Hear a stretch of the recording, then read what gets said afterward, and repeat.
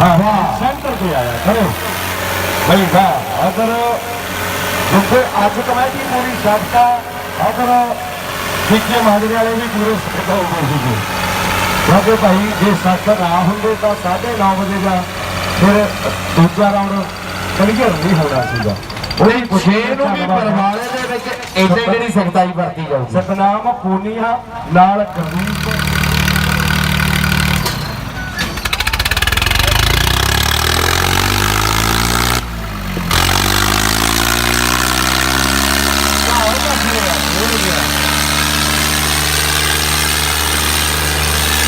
तो भाई आज फाइनल रखिया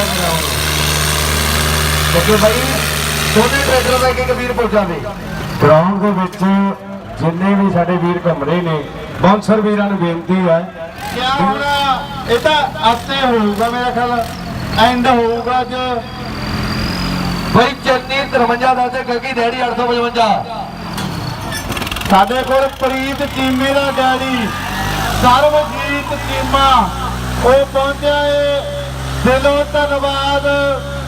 ਇੱਕ ਪੀਤ ਬਾਈ ਪਹੁੰਚਿਆ ਹੋਇਆ ਏ ਇਹਦਾ ਵੀ ਦਿਲੋਂ ਧੰਨਵਾਦ ਹੈ ਬਾਈ ਸਾਡੇ ਕੋਲ।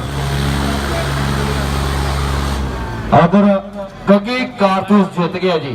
ਦੂਜੀ ਚੱਲਾ ਸਾਡਾ ਵੀਰ ਪੁੱਜਿਆ ਉਹਦਾ ਵੀ ਧੰਨਵਾਦ ਆ।